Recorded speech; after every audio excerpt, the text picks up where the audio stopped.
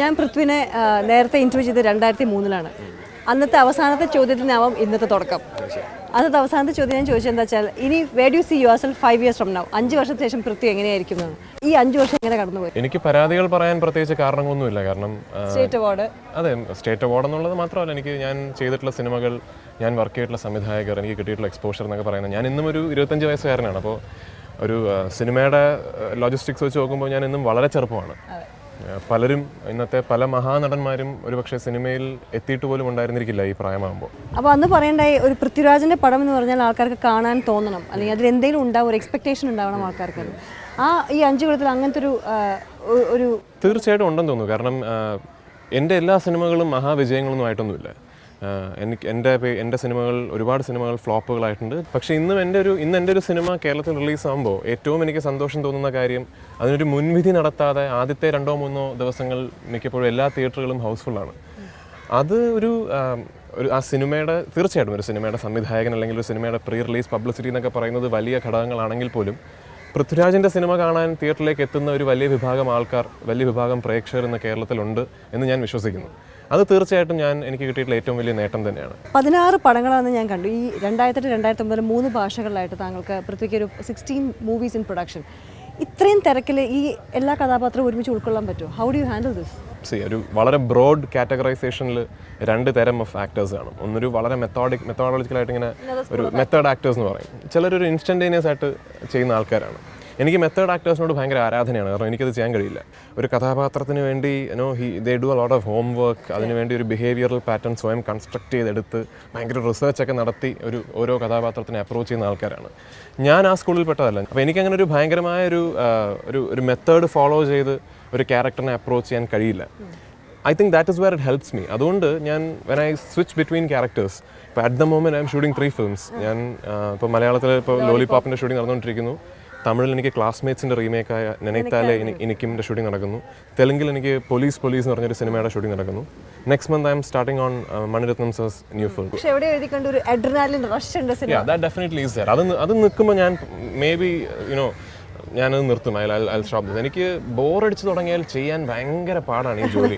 അപ്പോൾ ഇതിനോടൊരു ഭയങ്കരമായ ഒരു പാഷൻ, ശരിക്കും ഒരു ലവ് അഫെയർ ഇല്ലെങ്കിൽ നമുക്ക് കുറേ നാളുകൾക്കൊന്നും ഇത് ചെയ്യാൻ പറ്റില്ല. ശരിക്കും ലാലേട്ടനെയും മമ്മൂക്കയും പോലുള്ള ആൾക്കാർ ആർ ബിസോട്ടഡ് വിത്ത് സിനിമ.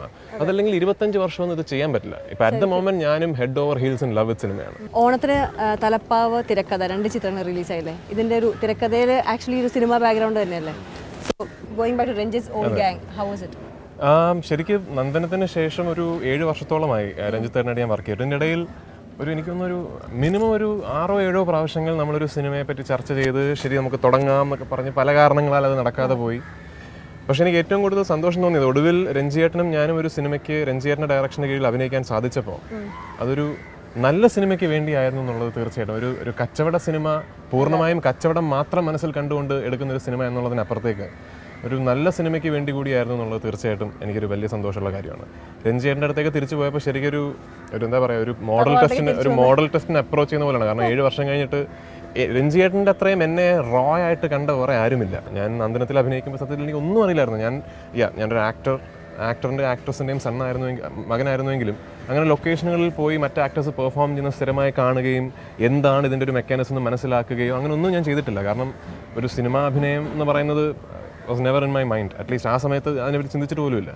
അപ്പോൾ എന്നെ ഒരു കംപ്ലീറ്റ് റോ മെറ്റീരിയൽ ആയിരുന്ന എന്നെ ശരിക്ക് ഒരു ഇനിഷ്യൽ മോൾഡിങ് നടത്തിയത് രഞ്ജിയേട്ടനാണ്. 7 കൊല്ലം കഴിഞ്ഞ് കണ്ട ശേഷം അത് 7 കൊല്ലം കഴിഞ്ഞ് കാണുമ്പോഴും ശരിക്ക് ഞാനത് I only realise it more. കാരണം ഇന്ന് ഞാൻ ഒരു തിരക്കഥ ഇന്നലെ ഒന്നുകൂടെ കണ്ടിട്ട് ഞാൻ എൻ്റെ ഡബ്ബിംഗ് ഒക്കെ ശ്രദ്ധിക്കുമ്പോൾ ശരിക്കും ഞാൻ അപ്പോഴാണ് മനസ്സിലാക്കിയത് ഞാൻ ഇങ്ങനെ ആയിരുന്നില്ല സംസാരിക്കുന്നത്. ഞാൻ ഇപ്പോൾ ശരിക്കും രഞ്ജിയേട്ടൻ്റെ സംസാരം പോലെയാണ് എൻ്റെ കഥാപാത്രങ്ങളിൽ ഞാൻ സംസാരിക്കുന്നത്. അത് ഞാൻ അറിയാതെ വന്നു പോകുന്നത്. കാരണം എനിക്ക് ആദ്യമായിട്ട് എന്നെ ഒരു പാഠം പഠിപ്പിച്ചു തന്ന ഒരു മാഷിനോടുള്ളൊരു അഫിനിറ്റി എന്ന് വേണേൽ പറയാം.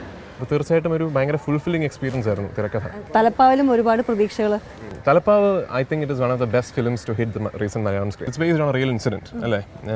വർഗീസ് എന്ന് പറയുന്ന ഒരു പ്രവർത്തകനെ ഒരു ഫേക്ക് എൻകൗണ്ടറിൽ കൊല്ലപ്പെടുത്തിയ ഒരു ഇൻസിഡന്റിനെ ബേസ് ചെയ്തിട്ടുണ്ടായ ഒരു സിനിമയാണ്.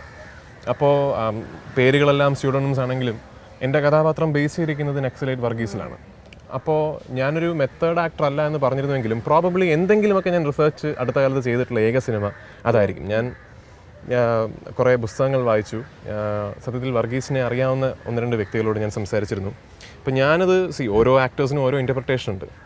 ഞാൻ തിരക്കഥ വായിച്ചിട്ട് ഞാൻ ബാബു ജനാർദ്ദനെ ഡിസ്കസ് ചെയ്തിട്ട് എൻ്റെ ഒരു ഇൻ്റർപ്രിട്ടേഷൻ എന്താ വെച്ചാൽ വർഗീസിനെ അറിയാവുന്ന പലർക്കും, പ്രത്യേകിച്ച് ഈ വയനാടൻ മലകളിലൊക്കെ അറിയാവുന്ന പല ദരിദ്രർക്കും വർഗീസ് ഒരു ജീസസ് ക്രൈസ്റ്റിൻ്റെ ഒരു പ്രതിരൂപമായിട്ടാണ് പലരും കണ്ടിരുന്നത്. ശരിക്കും അങ്ങനെ ഒരു ഡിസ്കഷൻ്റെ പുറത്താണ് എൻ്റെ ഇൻട്രൊഡക്ഷൻ. ശരിക്കും ഒരു യേശു ക്രിസ്തുവിൻ്റെ ചിത്രത്തിൽ നിന്നും ഇങ്ങനെ ടിൽറ്റപ്പ് ചെയ്യുമ്പോഴാണ് എൻ്റെ ഇൻട്രൊഡക്ഷൻ. അതൊരു സിംബോളിക്കായിട്ട് നമ്മൾ ചെയ്തിരിക്കുകയാണ്.